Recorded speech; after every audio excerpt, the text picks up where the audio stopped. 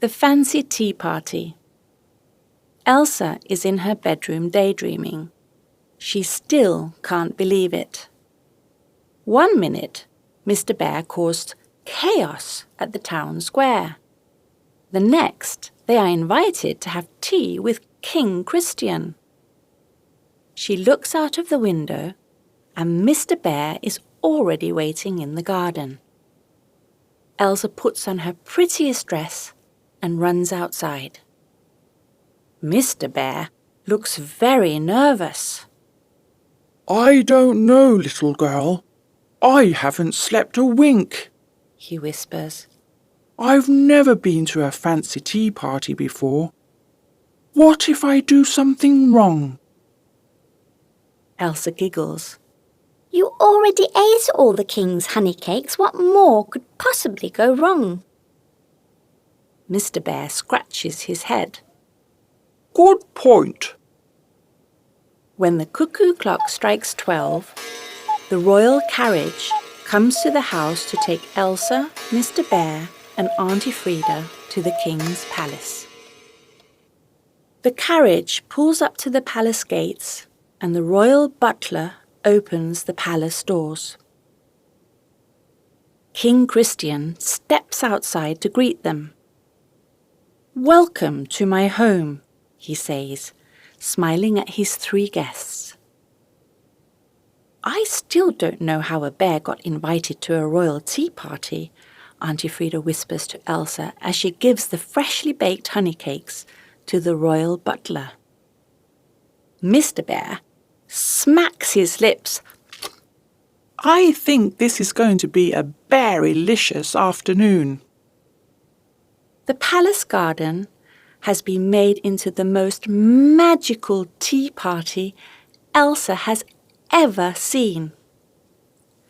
A long table stands under a giant tree with teapots, cream cakes, honey cakes, jellies, and towers of tiny little sandwiches. Elsa's eyes sparkle. It's so beautiful. Mr. Bear's eyes widen. "It looks so yummy." He reaches for a cream cake, but the royal butler suddenly clears his throat. "Before you go any further, I think we need a lesson in party manners." Elsa, Auntie Frida, and the king sit comfortably in their chairs, while Mr. Bear looks at his very tiny seat. He wiggles, he squishes, until finally his bum lands into the chair that lets out a very loud creak. Mr. Bear stuffs a cream cake into his mouth and hopes the butler doesn't notice. The butler sees it anyway, but says nothing, and just straightens his jacket. "Well, let me introduce myself. I am Humphrey, the king's most trusted butler, responsible for all royal affairs." The king agrees. Yes, but we all call him Humpty." Humpty sighs and nods. "A name I have quietly learned to accept." "Nice to meet you, Humpty," everyone cheers. Humpty continues the lesson. "First, you must sit up straight." Elsa sits up like a soldier. The king puffs out his chest proudly, whilst Auntie Frida is already sitting perfectly straight. Mr. Bear, however, takes the order way too seriously. He sits up so straight his belly sticks out, his ears point to the sky, and his arms go very stiff. His tiny chair lets out a long, squeaky groan, then a creak, then a little wobble. Everyone stares at him. Humpty clears his throat again. Perhaps not that straight, sir. Now to tea, Humpty continues. When drinking tea, one must always sip politely. King Christian lifts his teacup and sips elegantly. Auntie Frida does the same, and so does Elsa. Mr. Bear picks up his teacup. Sip politely, He says. I got it. Then, the loudest slurp in history booms through the garden. The butler drops his spoon. A bird falls out of a tree. King Christian nearly chokes on his sandwich. Elsa giggles into her napkin. Auntie Frida whispers to Elsa, I bet it won't take long before the bear makes a terrible mess. Elsa answers, Even faster if there's honey. Just as everyone starts eating, a grasshopper lands on the table. Mr. Bear freezes. His eyes widen in horror. Ah! He screams, A grasshopper! The tiny insect stares back at him. Then, it jumps onto his nose. Get it off! Get it off! Mr. Bear flaps his arms, knocking over teacups, plates, and an entire cake stand. The butler jumps up, catches a flying teacup with one hand and a sugar bowl with the other, just as 2 jam-covered pancakes slap flat on his hat. The grasshopper then hops onto Mr. Bear's ear, then his paw, then his head. Elsa laughs so hard she falls off her chair. King Christian's golden crown splashes straight into a bowl of jelly. The wobbly jelly jiggles as the crown sinks into it, making everyone laugh even harder. King Christian shakes his head. Well, that's one way to add some flavour to the jelly. Auntie Frida sighs. This is exactly why one shouldn't invite bears to tea. With strawberry jam dripping down his forehead, Humpty the butler carefully puts the teacup and sugar bowl back on the table as if nothing ever happened.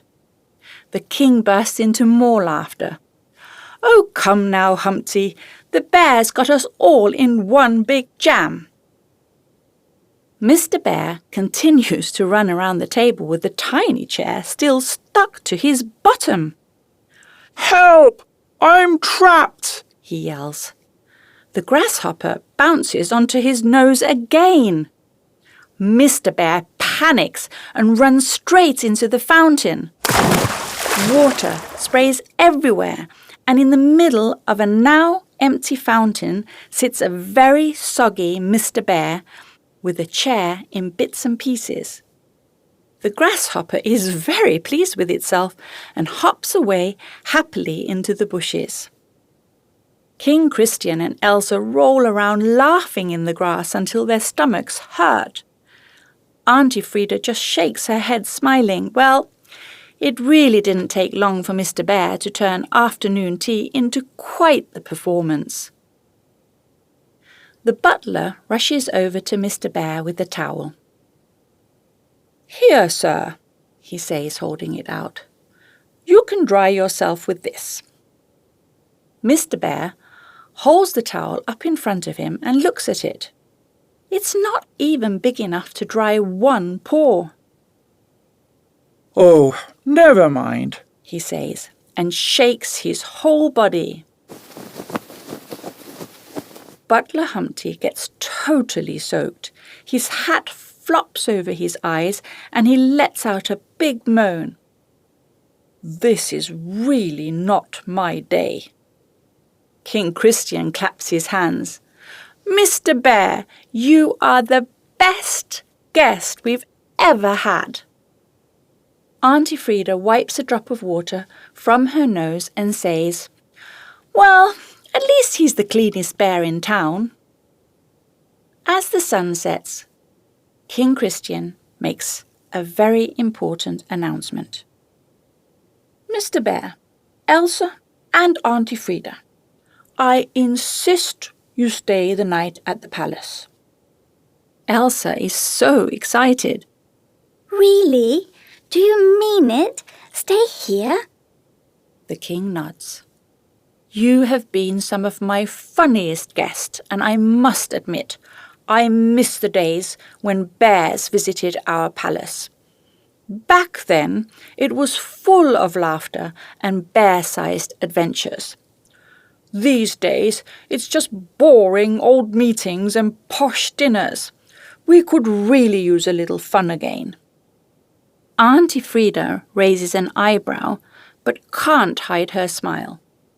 "Fun, is that what we're calling it now?" King Christian keeps on laughing. "Shall we just say, no one has ever emptied my fountain before?" The royal butler leads them to 3 humongous bedrooms with golden beds. Auntie Frida yawns. "Well, I'll see you in the morning. Now please go straight to bed so you don't continue to turn this palace upside down." As soon as she leaves, Elsa and Mr. Bear look at each other. This palace is really, really big, and one bedroom is the size of a house, Elsa whispers nervously. Mr. Bear grins. Does that mean you want to snuggle in my room? Elsa jumps up and gives Mr. Bear a big hug. You read my mind. Oh, yes. Yes, please. Holding hands, they crawl into the biggest, fluffiest bed and snuggle up. Oh, what a day! And I wonder what adventures await us tomorrow. Hopefully, one without grasshoppers, Mr. Bear sighs dreamily. And with that, they both drift off into the sweetest sleep.